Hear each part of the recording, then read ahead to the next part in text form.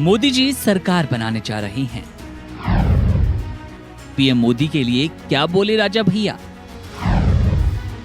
7वें चरण की वोटिंग से पहले राजा भैया ने क्या कहा? लोकसभा चुनाव के लिए 6 चरणों के मतदान संपन्न हो चुके हैं। ऐसे में 7वें चरण से पहले मोदी सरकार के लिए राजा भैया ने बड़ा बयान दिया।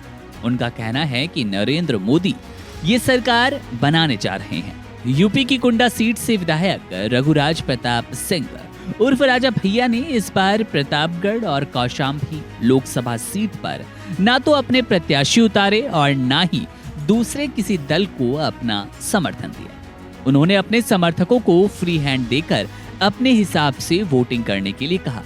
चुनाव के आखिरी चरण की वोटिंग से पहले राजा भैया बोले कि मोदी जी सरकार बनाने जा रहे हैं।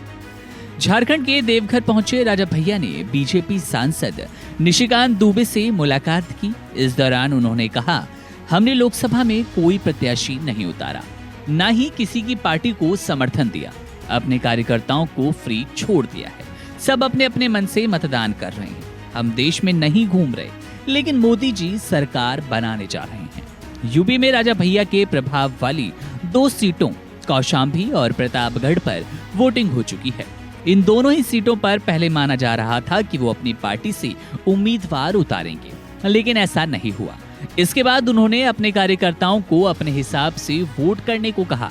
हालांकि बाद में कौशाम्बी से सपा उम्मीदवार पुष्पेंद्र सरोज ने दावा किया कि उन्हें राजा भैया का आशीर्वाद मिल चुका है।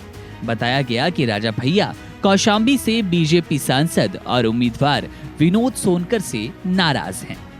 वहीं प्रतापगढ़ सीट से बीजेपी प्रत्याशी संगमलाल पटेल हैं, जबकि सपा की ओर से एसपी सिंह पटेल को उतारा गया। अखिलेश यादव की प्रतापगढ़ रैली में भी जनसत्ता समाजवाद के नारे लगे थे। बीते दिनों संगमलाल का एक वीडियो सामने आया था, जिसमें वो मंच पर रोते हुए कह रहे थे कि कुछ लोग मेरा विरोध कर रहे हैं क्योंकि मैं तेली समाज से आता हूँ।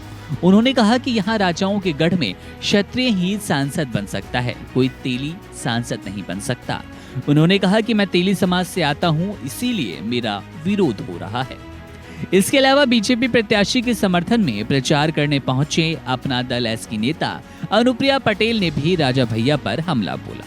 उन्होंने कहा कि अब राजा लोकतंत्र में रानी के पेट से पैदा नहीं होता, अब राजा ईवीएम के बटन से पैदा होता है।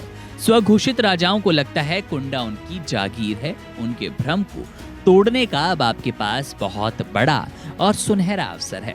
राजा भैया ने इस पर पलटवार भी किया था।